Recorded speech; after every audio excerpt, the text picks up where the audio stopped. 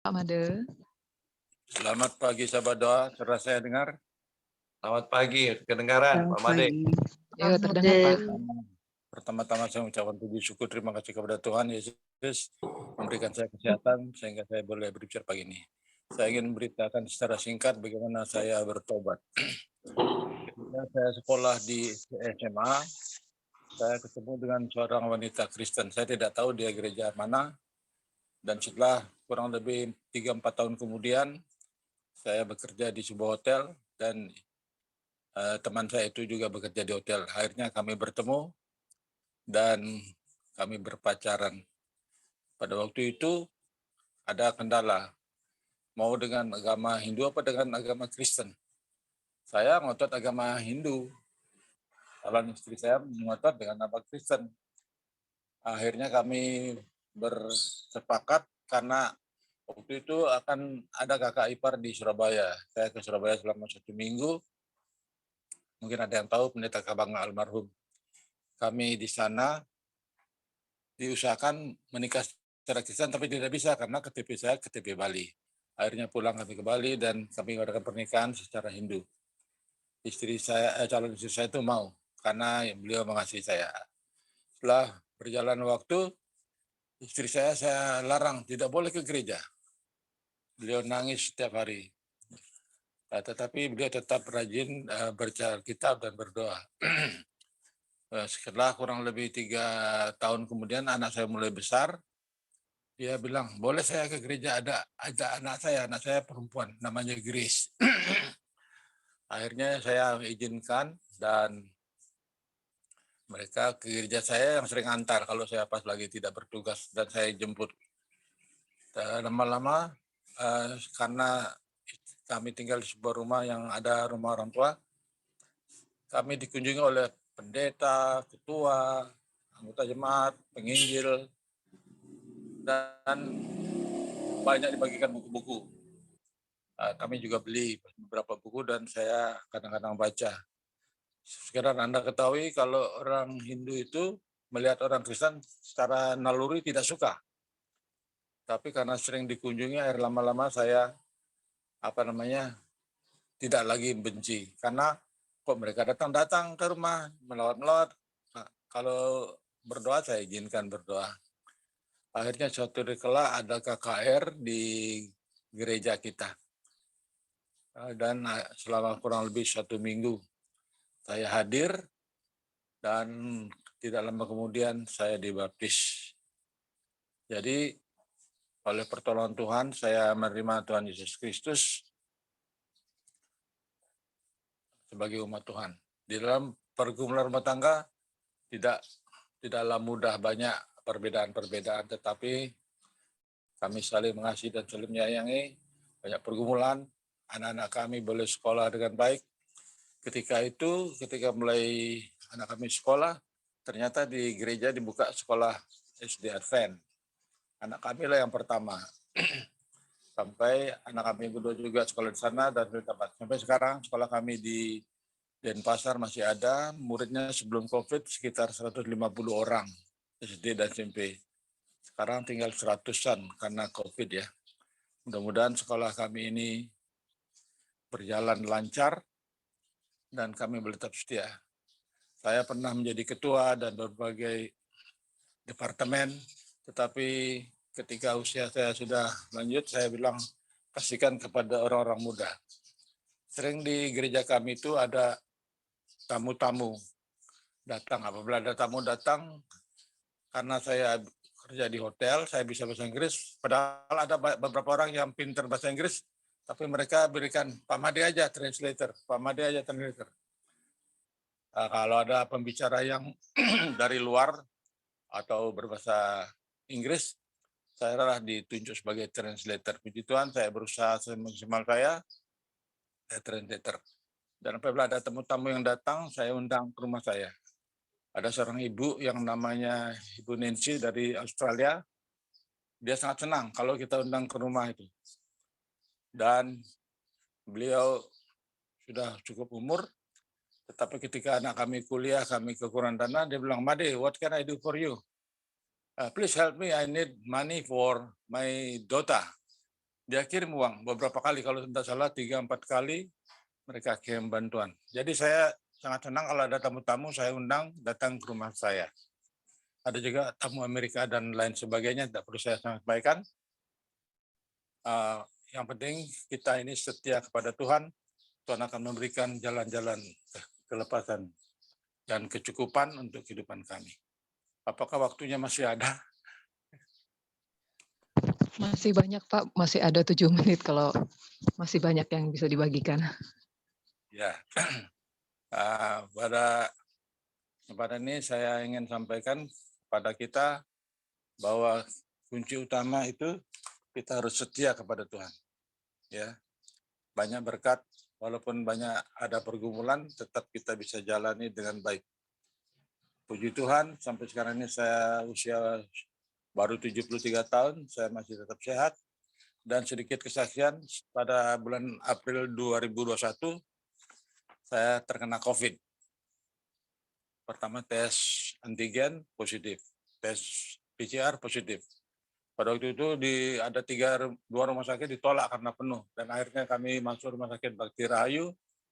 Saya bilang kepada dokter, dokter, kan saya ininya ringan, boleh enggak saya di rumah saja? Dokter bilang boleh, tapi Bapak harus tanda tangan, kalau Bapak sakit lagi tidak boleh ke sini lagi. Dan saya akhirnya tanya seorang dokter teman ya di anggota gereja, namanya Dokter Ivan, Om, di rumah sakit aja, kalau apa-apa kan gampang, kalau di rumah nanti repot. Akhirnya saya opnam selama 8 hari, dan puji syukur kepada Tuhan, satu kamar kami 3 orang. Di samping saya ada 2 orang yang selalu pakai oksigen. 1-2 jam, 3 jam kemudian habis satu tabung yang besar itu. Puji Tuhan saya tidak pakai oksigen. Setelah 8 hari dilawat, akhirnya saya pulang ke rumah.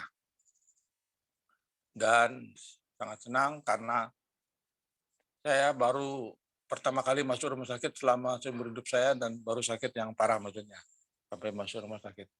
Dan pada 3 bulan yang lalu, kurang lebih sekitar itu, saya kena lagi COVID. Karena ada ponakan kami yang tinggal di rumah,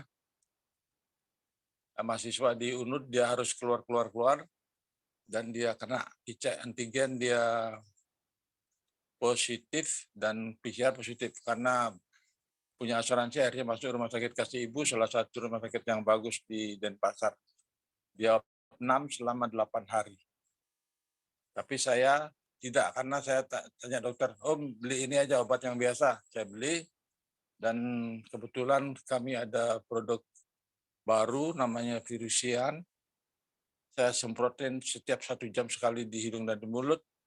2 hari kemudian saya sembuh. Puji Tuhan. Ponakan saya 8 hari baru keluar dari rumah sakit. Demikian kesaksian saya. Mudah-mudahan kita semua ini boleh sehat. Terutama saya pernah ikut New Start di Bali selama kurang lebih 3 bulan yang diadakan oleh Klub Sehat Bali. Pada waktu itu ada bergantian dari pembicara dari dokter yang dari Surabaya, dari Bandung, RSA, Arin Tarigan. Mungkin ada yang kenal, Arin Tarigan. Ketika suatu hari saya tanya, Arin, kita semua ini sudah tahu bagaimana pola hidup saya itu vegetarian. Bagaimana kalau kita langgar-langgar? Dia bilang, my job is to tell you what you have to do. This is your choice. Ini pilihan Anda. Mau vegetarian atau tidak, itu pilihan Anda. Puji Tuhan, kurang lebih 2 tahun belakangan ini saya mulai belajar vegetarian. Ya, tapi kadang-kadang bisa jebol, tapi yang penting kita tetap melakukan pola hidup sehat alami, New Start, secara keseluruhan. Kita harus juga makan yang sehat, olahraga, minum air yang cukup, berjemur, percaya kepada Tuhan, dan ada yang 8 New Start itu dengan baik dan benar. Dengan demikian kita akan memperoleh kesehatan. Terima kasih. Saya ingin buka renungan sedikit tentang pertahankan benteng. Menurut Kamus Besar Bahasa Indonesia, yang artinya benteng adalah bangunan tempat berlindung atau bertahan dari serangan musuh. Hanya orang-orang yang berlindung dalam bentenglah yang selamat. Arti lain adalah benteng adalah tembok untuk menahan serangan. Apa yang kita perlu lakukan untuk mempertahankan benteng kita? Bangun pagi-pagi, Di dalam Markus 1 ayat 35, pagi-pagi benar, waktu hari masih gelap, ia bangun dan pergi keluar. Ia pergi ke tempat yang sunyi dan berdoa di sana. Saudaraku yang kasih dalam Tuhan Yesus, Tuhan Yesus adalah contoh teladan yang benar. Pagi-pagi benar. Mungkin kalau di kita jam 5 pagi ini ya, kita bangun dan kita pergi keluar, atau kalau di rumah ya boleh tetap di rumah, di kamar atau di halaman tamu, kita berdoa. Yang kedua, membaca firman Tuhan. Hakim-Hakim 7 ayat 2, berfirmanlah Tuhan kepada Gideon, terlalu banyak rakyat yang bersama-sama dengan engkau ini, dan daripada yang ku kehendaki untuk menyerahkan orang Midian ke dalam tangan mereka. Jangan-jangan orang Israel memegah-megahkan diri terhadap aku, berkata, tanganku sendirilah yang menyelamatkan aku. Yang Mazmur 1 ayat 2. Tetapi yang kesukaannya ialah Taurat Tuhan, dan yang merenungkannya Taurat itu siang dan malam. Saudaraku, kasih dalam Tuhan, kita harus mengikuti perintah Tuhan, yaitu kesukaannya adalah Taurat Tuhan. Kita wajib membaca firman Tuhan setiap pagi dan melakukan apa yang ada di dalamnya. Yang berikut adalah jangan takut dan gentar. Hakim-Hakim 7 ayat 3. Maka sekarang serukanlah kepada rakyat itu. Demikian, siapa yang takut dan gentar, biarlah ia pulang. Ingat daripada pegunungan Gilead. Lalu pulanglah 22.000 orang dari rakyat itu, dan tinggallah 10.000 orang. Ketika Gideon akan mengadakan peperangan, terlalu banyak, Tuhan bilang, disuruh pulang orang-orang yang penakut atau penggentar.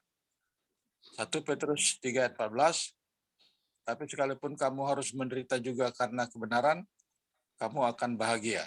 Sebab itulah, jangan kamu takut apa yang mereka takuti dan jangan gentar. Kita tidak perlu takut dalam menghadapi dunia ini. Kadang-kadang kita khawatir apa yang harus kita makan, kita pakai, dan lain sebagainya. Tuhan mengatakan jangan takut dan gentar. Siap-siap, siaga, dan berjaga-jaga. Hakim-Hakim 7 ayat 5. Barang siapa yang menghirup air dengan lidahnya, seperti yang anjing lihat, harus engkau kumpulkan sendiri, demikian juga semuanya orang yang berlutut minum. Ketika bangsa Gideon dan umatnya akan mengadakan perlawanan, penyerangan, mereka dipilih, disortir. Yang minum dengan mulutnya disuruh pulang, tapi yang menghirup mereka lah yang dengan tangannya, mereka lah yang terpilih. Jadi kita harus menggunakan mulut kita ini sesuai dengan Tuhan. Matius 24 ayat 42. Karena itu berjaga-jagalah, sebab kamu tidak tahu akan hari maupun akan saatnya. Kalau kita perhatikan sekarang ini, tanda-tanda zaman sudah hampir dipenuhi. Peperangan, sakit penyakit, banjir, laut, dan sebagainya sudah terjadi. Maka kita harus tetap berjaga dan bersedia. 1 Petrus 5 ayat 8. Sadarlah dan berjaga-jagalah lawan musuh iblis, berjalan keliling, sama seperti singa yang mengaum-ngaum dan mencari orang yang dapat ditelannya. Saudara dalam Tuhan, kita harus menjalankan ini semua. Dengan demikian, kita akan boleh tetap tahan dan setia sampai Tuhan Yesus datang pada kali kedua. Mungkin waktunya sudah habis. Kiranya Tuhan menolong kita harus rajin membaca firman, berdoa, bersaksi, dan menjalankan perintah Tuhan. Kiranya Tuhan Yesus memberkati kita semua. Apabila ada kata-kata perkataan saya yang tidak berkenan, mohon dimaafkan. Tuhan Yesus memberkati kita semua. Amin. Amin. Puji Tuhan, sungguh luar biasa. Tuhan memberkati pelayanan Pak Made, juga untuk orang tua kami di Golden Age Ministry. Itu kiranya boleh memberi kita semangat untuk tetap mempertahankan benteng. Sahabat doa, saya harap kita semua terberkati dengan renungan tadi, dan kami rindu renungan pelayanan ini boleh bertumbuh. Karena itu kami rindu saudara boleh terpanggil untuk menjadi bagian dari tim 24/7 United Prayer Indonesia. Silakan bergabung dengan seksi berikutnya, yaitu Coming Up Higher Session di Breakout Room.